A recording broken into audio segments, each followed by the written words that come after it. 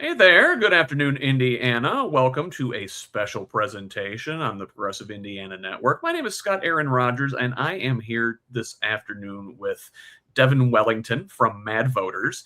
And for the next 10 weeks, MADVoters and Progressive Indiana Network are going to partner on a weekly show where we recap the developments in the Statehouse over the course of that week while the legislature is in session. Now, we're just beginning this week, so things are kind of just beginning to move. As such, there's not a lot of developments in terms of like this passed or that did not pass.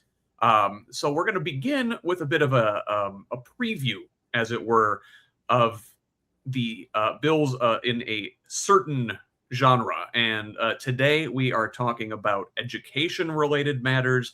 Obviously, this is one of the major areas that is left to the states to regulate, as opposed to the federal government, and so that is a major area of discussion for legislation. One of the big things that our legislators tackle every year in the session. And so, Devon, I've got you here with me because you are a bit of the education policy expert in a way with MADVoters. Is that accurate? In a way, we have a great team of, sort of lots of people in different roles as teachers, people who have been in administration. So everyone sort of is able to lend their voice. But yeah, my background's in education policy. Very good. And I'm so glad to have you here. I'm glad we get a chance to do this. Yeah, thank you for having me. Education, obviously, so important, the foundation of a healthy democracy. And boy, our democracy is very sick right now. So it is very important to bolster our educational foundation. And in this state, certainly, where we're lagging behind, our outcomes have not been great. They've only been getting worse with the 20 years of Republican supermajority rule. And if you look nationwide at the way Linda McMahon is dismantling the U.S. Department of Education, it's concerning, to say the least. Yeah, heartbreaking. Yeah. So I guess before we really get into this, can you tell us a little bit about MADVoters and what it is you guys do there? Yeah. MADVoters is a great, it's very person-powered organization, and it's a nonprofit, and it focuses on empowering civic engagement, getting people involved, and getting people behind progressive policies in a grassroots way, but organizing us so that the coalition can actually get work done. I think a lot of times people feel like we're screaming into a void, and MADVoters really allows anyone who wants to get involved an avenue to do so. And so we work, to help progressive policies move forward either at a state level, through education, through outreach, through advocacy, but it's really locally powered, volunteer powered. There's no national organization. We're not a partisan organization. We just really want to make sure that anyone who wants to get involved in the legislative process can do so in a way that's productive. And I should note that MADVoters is not a partisan organization. You are correct. Not affiliated with either major political party. Yes, we are nonpartisan. We like to say nonpartisan, but not neutral. Yeah, that is a very good way to put it, I would say. And then you guys have a tremendous service at the website at madvoters.org, your bill tracker, which it's unbelievable. Yes, is unbelievable. Every single piece of legislation being debated at the Statehouse this year, this session, is up there with a preview. And you track it as it goes through the various committees, as it goes through its first reading, second reading, and switches from the House to the Senate or vice versa.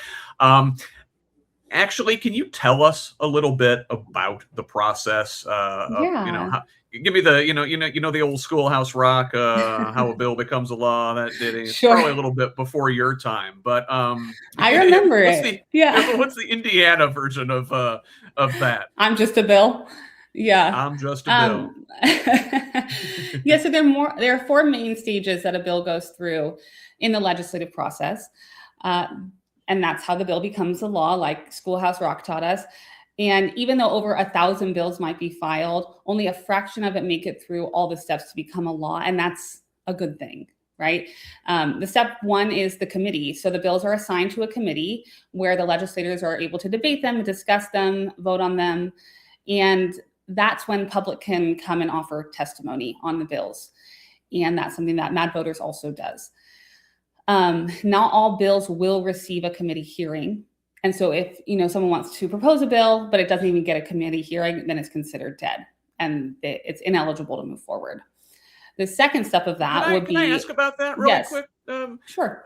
Why would a bill not get a committee hearing? Is this like kind of pet project things that a lawmaker would introduce, like really extreme culture war slop or something, and even the other members of the same party on that committee or come on, get that out of here? Like it's DOA. There's some bills that are exactly that, DOA. But the other reason why it might not even get to committee is because each committee has a chairperson, and that chairperson gets to decide which bills come to the floor. Okay. And so if that person has specific ideas or biases, that might also impact what bills even come forward. Okay, very good. Thanks for clarifying that. So I guess from there, what's going to happen with a piece of legislation? Sure. So then the chamber considers it. So bills that are passed by their committee then go to the full chamber. So if a bill is introduced in the House, the committee passes it, then it would go to the House, and then the same for the Senate. And that's the second reading of it. And that's when amendments are proposed as well. And amendments can be proposed in step one as well when it goes to the original committee. And then during the third reading is when the official vote is taken. So then if it passes in its chamber, then it will go to the other chamber, the opposite chamber, and then they go through committee again, the amending process again. And so only the bills that are passed by both chambers would actually be eligible to become a law. And oftentimes, if a bill is introduced in the House and it goes to the Senate, and then they have to go back to the House and decide if they like that version of it. So that's actually step 4 is, once it goes back to the original chamber, then they have to actually agree that's what they want or make the changes that the other chamber is asking of. And then once they do that, then it is sent to the governor to be signed into a law. And if they can't agree on the bill, both chambers, then a conference committee can be formed to adjust the bill until both sides can agree. But that's sort of the general process. Okay, so it's got to go through the committee, then to the full chamber, and it has to be read in that chamber multiple times, and amendments can be made at each step of the way. And then when it passes through the chamber, it swaps, and so we're in a short session this year, really, and so really the even numbered years are short sessions like this, and then the odd number years, those are budget sessions, and they pass a 2-year budget, right? And that's so that session lasts like through April, I think maybe April. in the beginning of May typically, but this year they're going to be done like by the end of March. Is that right? Especially because of the redistricting, that wasn't a special session. It just started this legislative session early. So we lost some time in that way too. Are you suggesting that President Trump's gerrymandering gambit has cost our state legislatures valuable time debating what could be bills that make our lives better? That would be a fair statement to make, in my opinion, yes.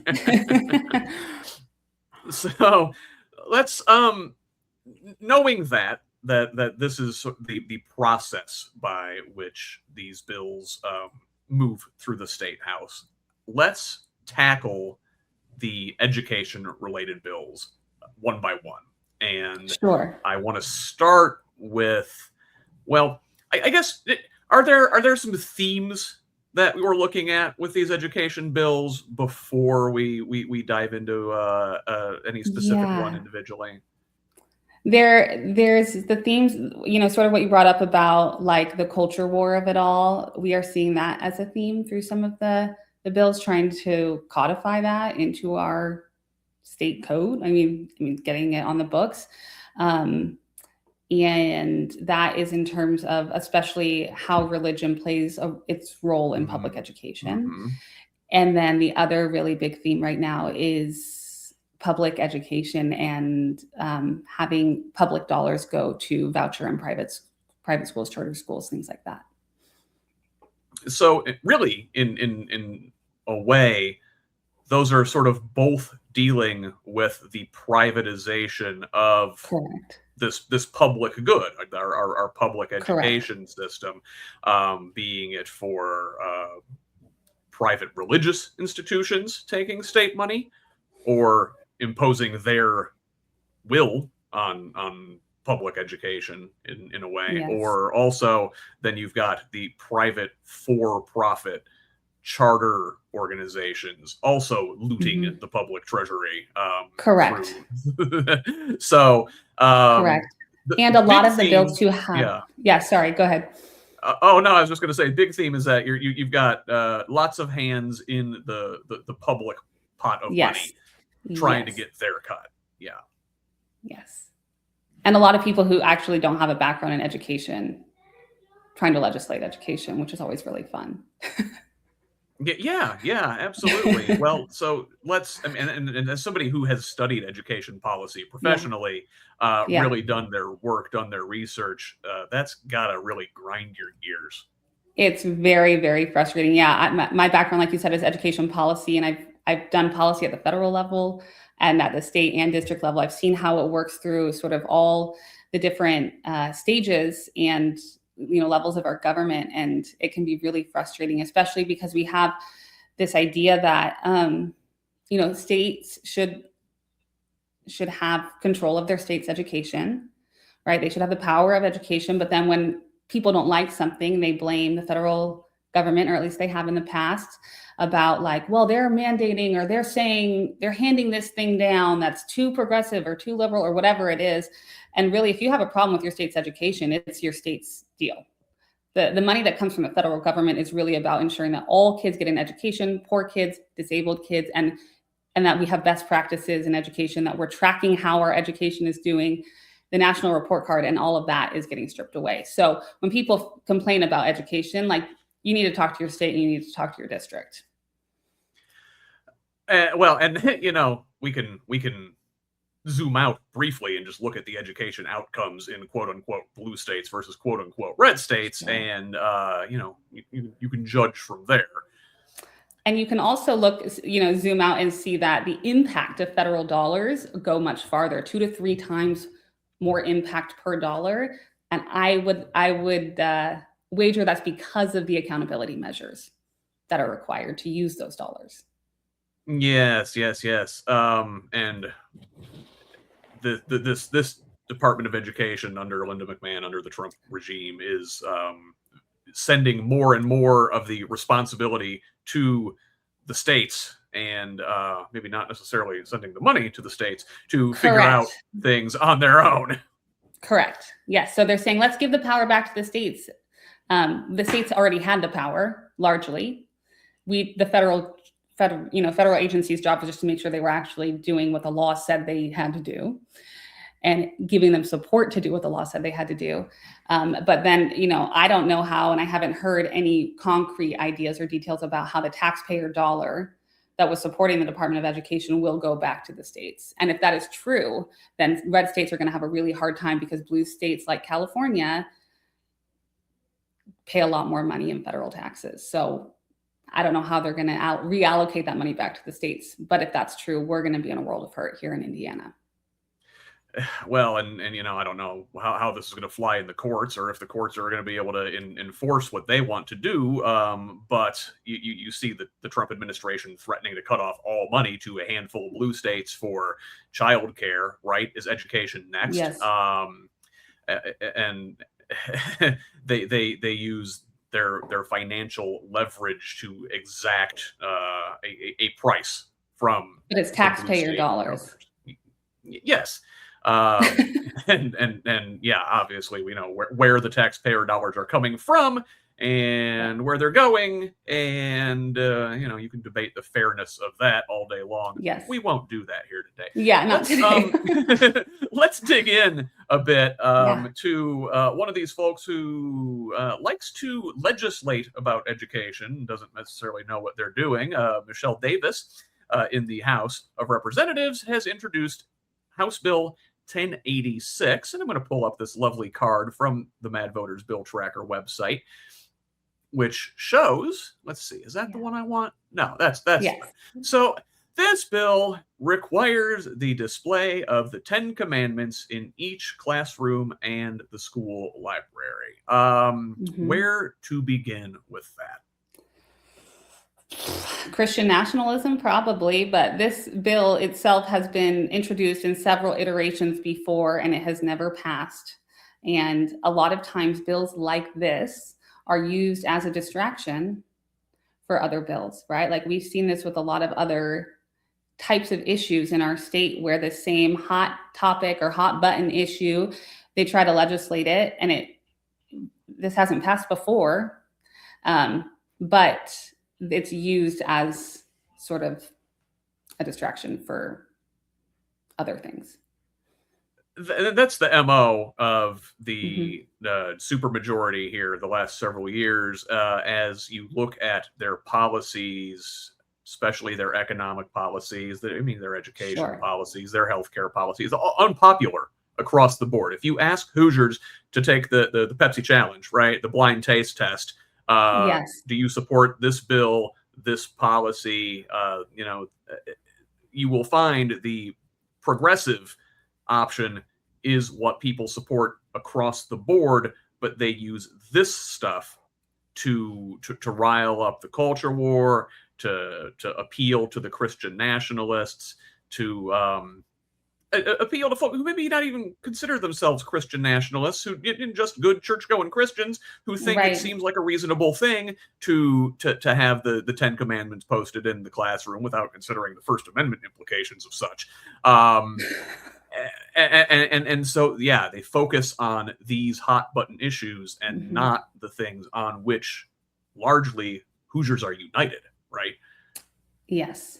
Yes. And actually, it's so funny you say that, because I was just thinking this morning as I was driving in the car, like, man, what we really need is like, hey, here's this issue. How do you feel about it? And you check it and it says, okay, here's your legislator, or like, oh, here's your party. Like, I think sometimes people feel like they see the D or the R and that's how they've always voted and how their family's always voted. And so that's what's got to be. But if you look at the actual issues, the favorability is not really for the supermajority, but the state would have you think it's inevitable that that's how things are just going to go anyway. And that's why we have low voter turnout and things like that. But it's exactly bills like this that make people feel like either, the cultural war of it all, but also like, what are they doing? Like this, like for the people who don't engage in the culture war, it's such a clear waste of time that it really, makes people feel like they can't trust the system at all. It really does. And that serves the larger right-wing agenda of government is a problem, right? Government is not the solution. You can't trust the system. You should just let private interests and the wealth class take care of everything. Right. Now, this 10 Commandments bill in the classrooms sort of goes hand in hand with Governor Braun and Attorney General Todd Rokita's push to have this 10 Commandments monument displayed on the Statehouse ground as well, right? Yeah. It's really just, generally ironic, right? Because the founding of this country, which is what they love to talk about, of freedom of religion, they forget it also means freedom from religion. And it's about agency and it's about choice. And those are the things that theoretically should be the bedrock of, our policies and, making the policies so that people actually have choices. And this absolutely takes that away. And this monument thing at the Statehouse, it's been sitting in storage for like 20 years. They've tried this before. Exactly. They've tried it. The courts shot it down. They said this is a plain violation of the Establishment Clause of the First Amendment to the Constitution. But the stacked, packed, stolen U.S. Supreme Court a couple of years ago issued a ruling in this. It was a case about like a high school football coach who sort of coerced his players into praying with him after the game at the 50-yard line. And the Christian nationalist supermajority on the Supreme Court said, well, that's fine. He can do that. And they established this precedent now where it is allowable to have a certain amount more religion injected into the public square, into public schools, into government. And I think they'll say like, well, you don't have to participate, right? Like you don't have to, like he could have football players who opted out of that, theoretically. But when you look at the impact, especially if you're talking about a child, if you're talking about displaying the 10 Commandments in a second grade classroom, and even talking about, another bill talks about, civics engagement and introducing those religious concepts as part of curriculum. That is it's religious coercion. People. Yeah. Correct. And you don't want to be the only second grader who's not doing what the other kids are doing. Like, it's, you're putting this onus of responsibility on people whose brains aren't even kind of developed, right? Like our brains are so, their brains are so not ready to have to make that choice. And it's a really unethical thing to do, quite frankly. And I find it ironic. These are the same folks who, for years, they try to introduce these bans to we don't want Sharia law in our country, which is religious law from a Islamic perspective. And I'm like, to me, this looks like Christian Sharia law. Yep. Again, it's trying to codify it. And, but it goes against the Constitution, especially the founders' intent in that Constitution. You would find that today's Christian nationalists, if they were to engage in debate with the founding fathers, if you could bring those guys here to the present to have that discussion with them, they would not be pleased. Like a lot of these guys, they would be called as radical leftist maniacs. That's what they would be called.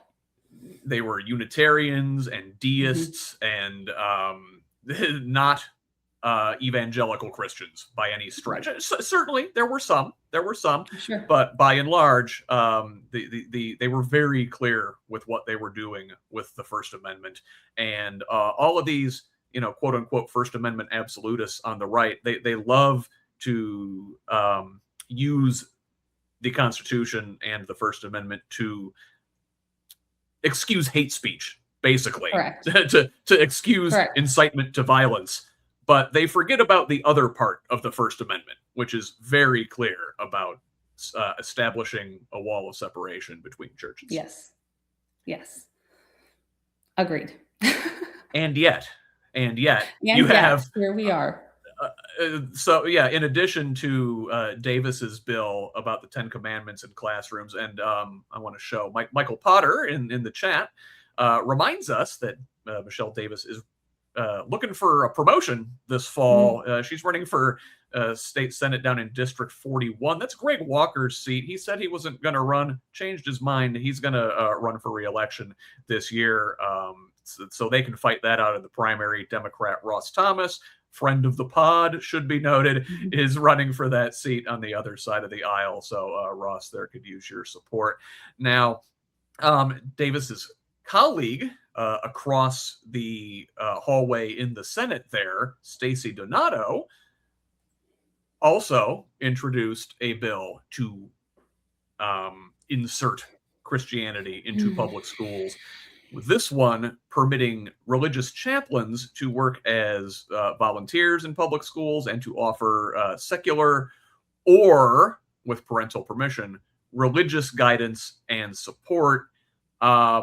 Again, this seems to run afoul of the First Amendment. I'm not a constitutional lawyer, but neither am I. Tell me. Yes, no, I'm not either. But from everything that I know, yes, you are correct. And I think what they'll try to tell you is that it's fiscally responsible because these people are then volunteering their time. We don't have to pay school counselors, but then you're also not paying for someone who is qualified, trained, a mandatory reporter.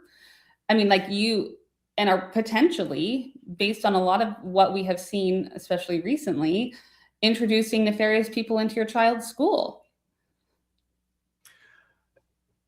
Theoretically, these are not people we should have to be afraid of, but I would rather have someone whose licensure is at stake if they don't act right.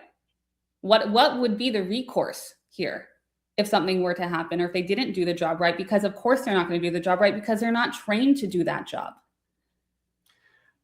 The religious far right, this was a line of attack over the last couple years. They call folks on the left groomers, right? Because God forbid we accept the basic humanity of queer folks and maybe tell kids, hey, it's okay for other people to be that way, right? You don't make fun of them, you don't persecute them, you let everybody live their truth. That it's about is apparently choice. grooming. People get to choose. But if you look at where child abuse is happening, it's the churches. Look at the long line of abuse scandals in the Catholic Church. Look at the abuse scandals at the Southern Baptist Convention. Look at Lieutenant Governor Micah Beckwith's own church and his best friend and podcast partner and his questionable behavior and his son's arrest for possessing child sexual abuse material. Like, where is the grooming happening, really? Correct. Yes. And, it's like every time something comes out about, a religious institution, it's like, yeah, every time we hear about some child abuse and here's who the perpetrator was, more often than not, it's coming from a religious institution. And again, that accountability piece is not there. I never want a child to go through that, of course, right? But the separation of church and state means that the church is going to be accountable differently than the state would be. And I would like the highest degree of accountability in my child's school. I don't know about anyone else, but I think that this is, again, they're gonna say it's fiscally responsible at the very least, and I would say it's morally irresponsible and ethically reprehensible. I mean, we could have a qualified, trained, certified school counselor who's gone through the process, probably has a master's degree and is like horribly underpaid for the amount of education they have. Horribly, yes. Or we could have some guy who's ordained from God knows where. I mean, you can go on the internet and get ordained now, right? And say you're a member of a religious institution, but he's free. Which is interesting. That's a really good point that you make, because for a long time, like if you think about, not that this is even the discussion we're having really, but if you think about sort of the talking points that we've heard about bathrooms, and that anyone could just dress up as however they want and go hurt someone in a bathroom. Right. This is the same thing. So if that's your argument there, you cannot introduce anyone into the school to get into my child's school, I have to have a level 3 background check as a parent. Yeah. Going to my child's school. And I'm okay with that. Yeah, if you want to go in and read, if you want to go on a field trip with the kids. Yes. But you get a piece of paper from some religious organization, and apparently you are qualified to offer guidance to school children. No one's anyone guidance. If you want to get that after, great, go to your church after school, seek the guidance that you want to get from that person. It has no place in school whatsoever. There's no need for it. Right. You can exercise your freedom of religion outside of school hours. Outside of school. Yep. So staying on the Senate side, there is one from Gary Byrne, and boy, that's a long boy up there on the screen. But this is a broad bill. It's one of these various education matters bill. I hate those ones, man. Means to me, number one, can we talk about how a bill should just discuss one thing? But whenever they have these various education matters bills, it reads like a grab bag of culture war garbage. Well, and they're just they're hoping that they'll be able to sneak things through and that they'll be able to distract you with things like this so you won't see the other damage that's being done in the legislation as it is written. So what's in the grab bag here in Senate Bill 88 from Senator Byrne? I've been dealing with the House side of things, so I'm not as well versed in this bill as I am in some of the other ones. But it's really interesting. This bill, introduces the 10 Commandments as part of a civics curriculum. And but it also wants to eliminate discussions on topics like racism, sexism, and class conflict, which I don't know if you've read the Bible, but I have, and it is rife with racism, sexism, and class conflict. So which one do you want? You want to talk about the reality of things, or do we not? I mean, listen, I am not a Christian. I am not super well versed in the Bible. I did minor in religious studies in college, but I do know this: you cannot read the words of Jesus of Nazareth without talking about class conflict. I mean, this is the guy who talked about rich men not being able to pass, or it being harder for rich men to get into heaven than for a camel to pass through the eye of a needle. Yeah, that sounds like class war to me. Yep. I would agree. And the Bible, quite frankly, contradicts itself, right? It talks about slavery in the Bible and it okays it. It talks about women as property in the Bible. It talks about different things that are then in the New Testament. We you know what I mean? There's a new law. And so things like racism and sexism and class conflict that are realities in our world, oftentimes perpetrated by, religion and people who claim to follow the 10 Commandments, as far as they understand them. I would argue that those things are not in conflict with our country's shared principles because it's within the text of the Bible itself that the 10 Commandments come from. And then along the lines in this bill where it said, you can't talk about racism or sexism or class conflict. I don't know how you talk about American history honestly without talking about these things. And I assume that's the point, is to not talk about American history honestly. Yes. Yeah, and it's interesting. Yeah. It says, requires universities to accept the classic learning test, which classic to who? Right? Classic according to who? What does classic mean? What does traditional mean? According to whose traditions? So it is Christian nationalism again, just legislated. And it's ostrich head in the sand stuff to look at American history and just say, we've always been perfect. America's always been great. We've never made mistakes. We've never done things that we should regret. They say that we can't talk about the history of slavery in this country because it would make white kids feel bad. It would make them feel guilty. I don't know. I think it's okay to look at the past and say, man, we did some things differently back then. We shouldn't have done that. Maybe we can learn from our mistakes and grow. And I will tell you, I have young white kids, and I've had that conversation with them, and they get it. It's not, you know what I mean? They're not offended by the conversation. They're offended by the fact that it happened. That's what that's what upsets them.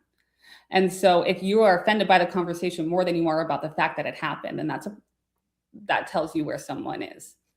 That's exposing them, from that perspective. Anyway, another thing that's interesting in this bill, just a lot of it contradicts research, right? A lot of it contradicts best practice we have here at the last line, the bottom of it. Because there's things like the importance of obtaining a high school diploma. Absolutely. That's great. Right? Sure. Acquiring additional workforce training. That's fantastic too. But also waiting until marriage to begin having children. Whether or not you feel like that morally one way or another, the research doesn't back it up. Right? Abstinence only education is not effective at preventing teen pregnancies. And then you have kids who live in a state that don't have any sort of protection if they were to get pregnant. Right. And right. So again, so like there's these sort of sneaky ways that they take these bigger issues and they say, nope, you got to have the 10 commandments and also no sex education, or the sex education is abstinence only. Right. So it's in a lot of ways not backed by best practice or research that we have, regardless of how you feel about the concept. Again, you can have that conversation in your family about how you feel about sex before marriage, right? Or waiting until marriage to begin having children is how they say it. They don't even say the word sex before marriage, right? Yeah. They're not even willing to talk about it. But if you look at other countries who do it better, they have far less children before marriage. The irony, right? And it's really frustrating. In the end, it comes down to it's science, right? It's research. It's, hey, if you look at the data, teaching real sex ed, science-based sex ed has better outcomes, but these folks don't really care about the outcomes. They care about control, is what it seems like to me. Yeah, and it's really interesting. Again, like all of these, you'll see sort of how one bill or one issue will get legislated in one chamber and another in a different piece of legislation, whether in that chamber or the other one. But there's these pieces that you start connecting as you're having these conversations about things like, sex education or waiting until marriage to begin having children, and sort of the ideology behind that and the theory behind that. But okay, so then what happens then if you have a chaplain in a school and there's a teenage pregnancy? Then what? Right? That becomes a dangerous situation for that teenager. Because is the chaplain required to keep something confidential? Right? Like we don't know. To me, that becomes, so when you see how these bills could work together, it can get kind of really scary really quickly. Yeah, it really can. And man, we could pick that apart all day too, I feel like. Yeah. But I want to turn from, I guess, the Christian nationalist portion of our show, of our legislative, over to the privatization portion of the show. And again, like we said at the beginning, these things are related; they are intertwined, of course. But if we go back over to the House, Jake Teshka, representative there, has introduced Bill 1176, which makes it easier to convert public schools into charter schools. Now, can you talk briefly about why charter schools are problematic? Yes, I can. And I was actually able to testify on this bill in front of Representative Teshka the other day. It was a fun little discussion that we had. But in terms of, charter schools and how they are hurting public education, is the mechanism by which they are funded. And it's particularly nefarious in Indiana. I have family members in other states who have had children go through, different various iterations of schooling frameworks. And how the tax dollars are used are different in other states. And how Indiana is proposing these tax dollars be used is for all, and again, this is even like last year, the SEA 1 got passed, which, gutted property taxes. So schools already don't know how they're going to get funded, but it also made it so that any property tax revenue that we are going to get has to be shared with charter schools, which are not required to show the same levels of accountability as public schools are. And they will tell you, and this is what they kept saying, and when I was, testifying, is there's like, well, charter schools are public schools. In Indiana, they do not operate that way whatsoever. Charter schools are private schools here. They just operate through public funding. And now our private schools also get public funding. And so we are taking away. If we fully funded public education, none of these issues that they are citing as reasons to leave a public school would be an issue. But when you systematically defund public schools and then say, see, they're not working, my favorite phrase is public education isn't failing, it's starving. And I have seen that time and time again. And that's exactly what this is happening. And when public schools are saying, hey, we are hungry, and they say, cool, I'm going to take another loaf of bread. That's what's happening here. And so they're making them share transportation, share buildings, share administrators, but they have none of the accountability or the burden to educate all students, even though they're supposed to. But they can say, oh, we don't have the staff. Sorry, we can't do that. Or they can require you to sign away your rights to an IEP. Yeah. And they there's been cases in the state. I mean, like massive charter school fraud. Multiple cases have been prosecuted. And that's across the country. A lot of our state legislators are sponsored and supported and get massive campaign contributions from the charter school lobby. Yes, and including Representative Teshka, who introduced this bill.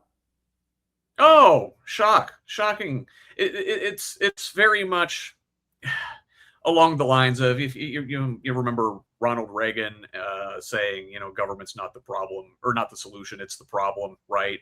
And they're gutting any public institution because they're like opposed to the public good. They're opposed to holding things in common. They say that it is communism to have public goods, basically, to have public education. And what they do, they destroy it by defunding it. They're arsonists, and they come in and say, we're here to put out the fire. And then, in the cartoons where the clown comes in with the big bucket, like they're going to put out the fire with water and it's confetti. That's what these guys are doing. They're putting out the fire with confetti. And they started the fire. Yes. To begin with. Like you said, the arsons of it all. Yes, it's it's really, really frustrating. And if you think about like other, things that have been privatized in our country and how those are going, like look at prisons. Is that what we want to have happen to public education? Yeah. I don't. So this bill in particular is really interesting because Representative Teshka last year authored a bill that did not pass. And this is basically the same thing. It's just repackaged. And so it does the same exact thing. But the goal of it is to. I guess it's the same thing. Do we think it's probably going to get stuck similarly? I mean, we're basically dealing with the same cast of characters here in the legislature. We very much are. Yes. The concern is with any of these things, any of the Senate bills that we've talked about, these House bills that we're about to talk about, is sort of they count on exhaustion and they count on normalization. That if they say something long enough and loud enough, you'll feel like you're the crazy one for feeling like that's not a good idea, right? Mm-hmm. And my concern with this bill especially is that's exactly what's happening. And it also connects very closely with the IPS issues that are happening right now. And Can we talk about that a little bit? Yeah. Sure. So this bill in particular, or the IPS stuff? The IPS, we've been covering it over on Who's Left, the ILEA, the Indianapolis Local Education Association, which is this group it was mandated by the state in last year's legislature, right? They basically told the city and told IPS to figure out your public school situation.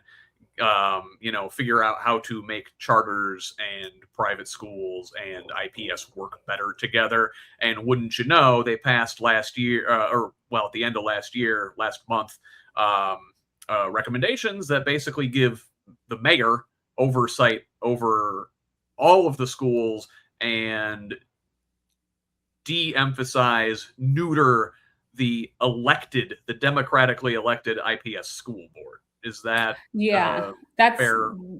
That is fair. And you'll have people who will be like, no, they're still keeping the school board.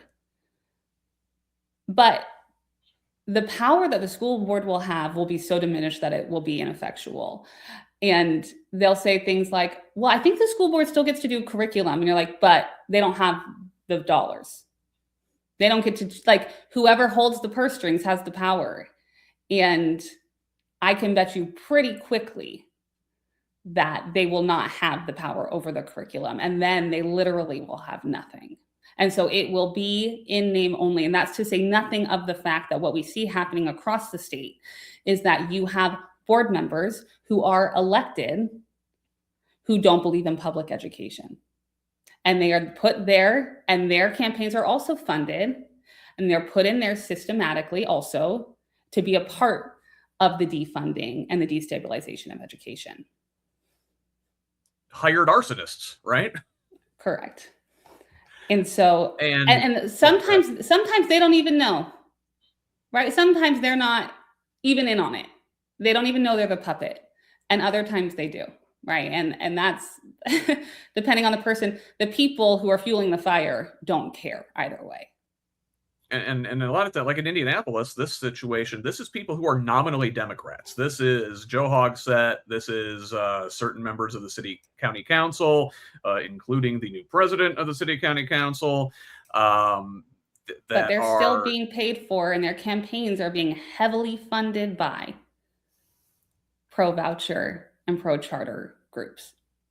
So this is to say, number one, a good place to reemphasize that MADVoters is a nonpartisan group. Correct. And criticizes Democrats and Republicans alike when they engage in bad policy. And just because you have a D next to your name doesn't mean you're one of the good guys.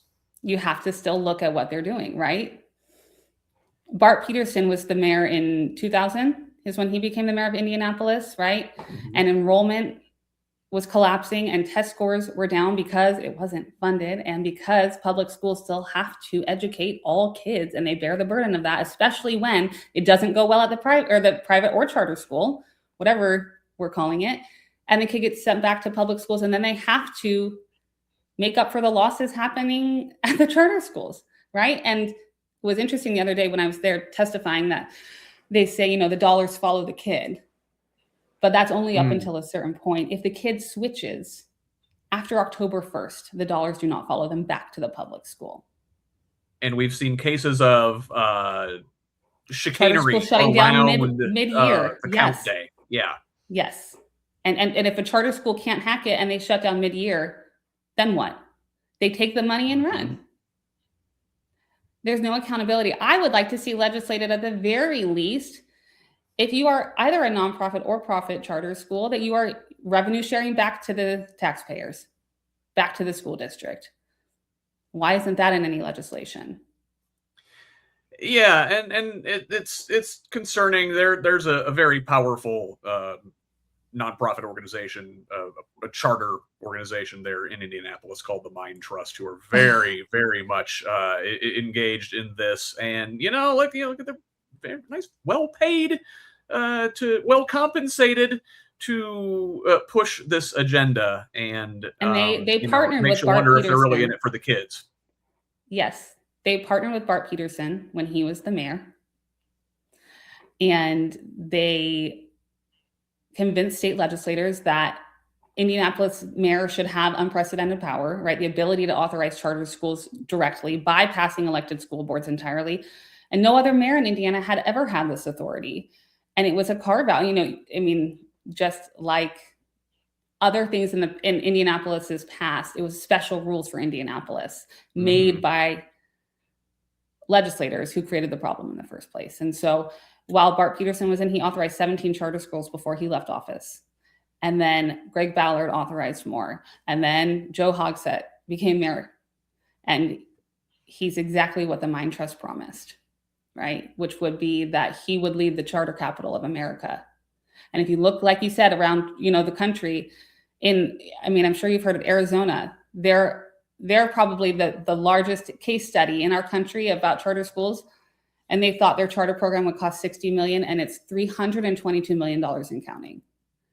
Yeah, I believe they were the first state to go universal, quote unquote, school choice, which Indiana now has, and they are running into problems and having to put band-aids on the solution when the fraud, waste, and abuse of it all.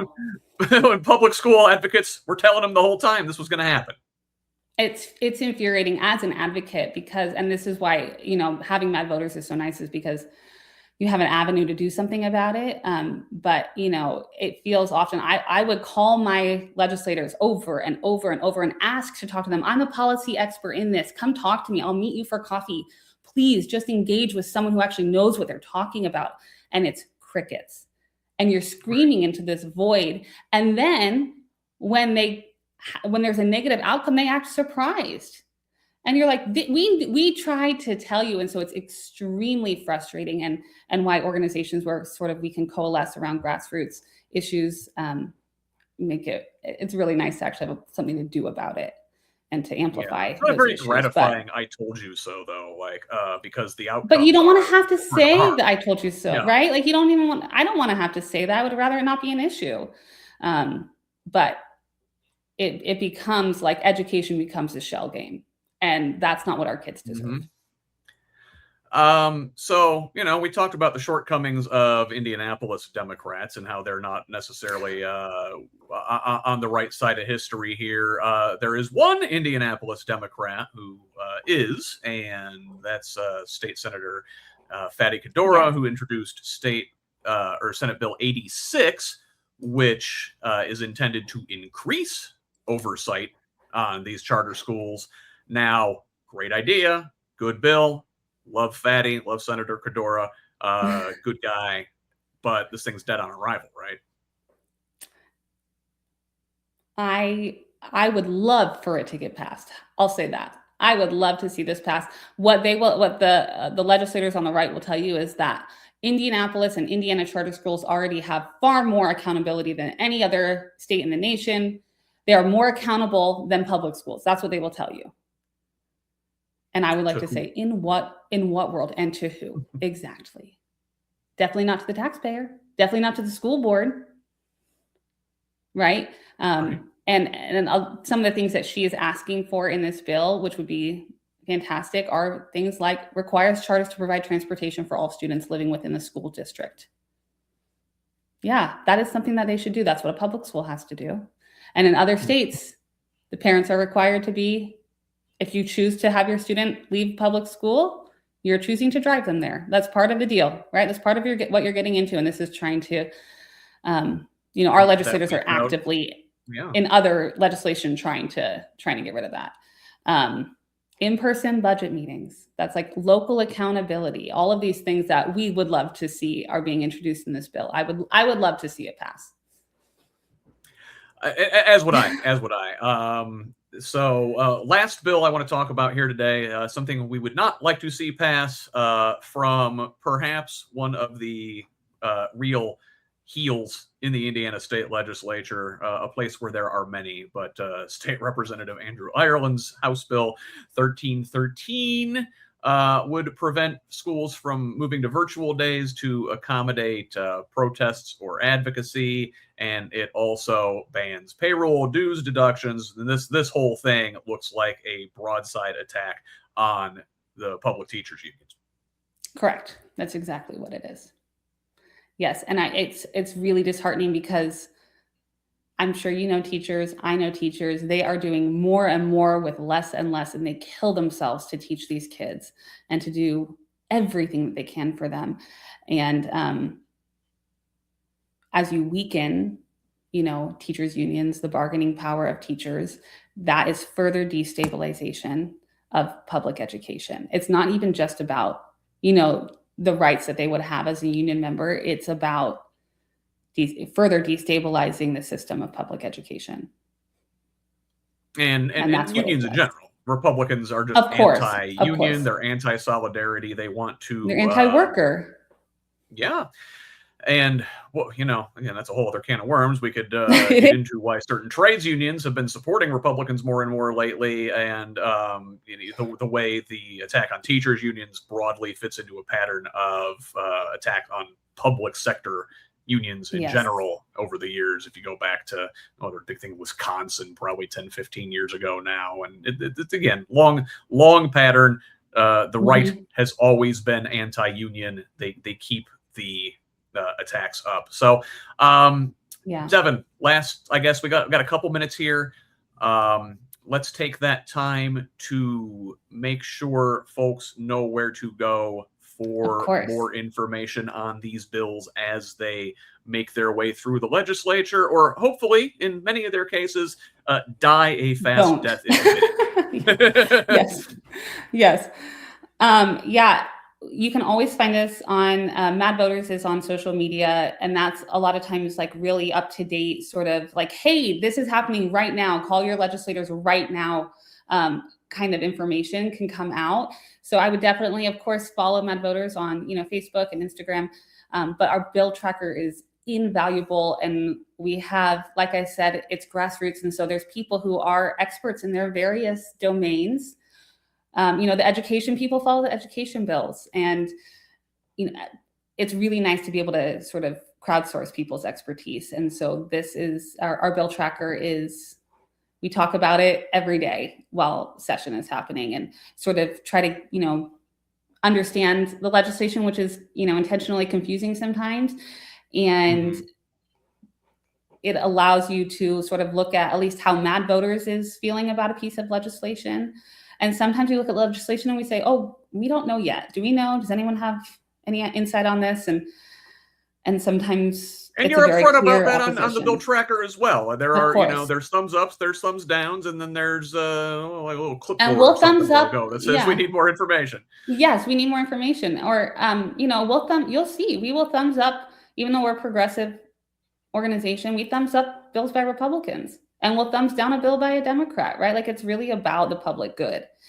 And that's what this helps us do, is to sort of demystify the legislative process and hopefully make it as tangible to people as possible. And so, again, that is at madvoters.org, the bill tracker, updated daily, basically, during session here. It's all hands on deck. Yep. Yeah, balls to the wall here for the next 10 weeks or so, and we will be here in this space talking about the progress of these bills and others throughout session. MADVoters will be here with us on Progressive Indiana Network talking about the progress every week, as long as the legislature is in session. Next week, we will be here on Sunday at 1:30. So that's about an hour after I get done with Who's Left This Week. We'll be back on the same channels talking about really the first real week of movement of these bills through the session. And we'll widen our scope beyond just the education bills. We'll look at healthcare. We'll look at public safety. We'll look at immigration. We'll look at the social safety net. There is a lot going on. It's not a super packed session in terms of how these things go. Like we said, again, it's a short one this year. Last year was the budget session with the property tax bill and everything. But it's important to pay attention. Yeah, because it's moving so fast. The risk is that legislation will get pushed through that shouldn't be pushed through. And another, it's not just the straight information at MADVoters. You guys also have call to action. You make it very easy to identify who your state representative, or state senator is, and what to even say if you don't know. Yep. There's scripts available. Yeah, we try to really, like I said, demystify and just make the process as simple as possible for the everyday voter. So just invaluable information. It's amazing work. I cannot thank you guys at MADVoters enough for doing what you do. And I'm incredibly grateful to you, and thankful that we get a chance to help broadcast your message and to talk about the things that are important to Hoosiers here. Yeah, well, thank you for allowing us to come in and talk about, like these important bills. They really do affect all of us. And so even if a bill looks like it's just for Indianapolis, it's not. Like, we've got to all be paying attention and lending our voice to it. So thank you for letting us do that. That's true. Anytime. Well, thank you, Devon Wellington from Mad Voters, for being here today. We will be back next week with another update from the Statehouse. Until then, I'm Scott Aaron Rogers. Love each other, Indiana.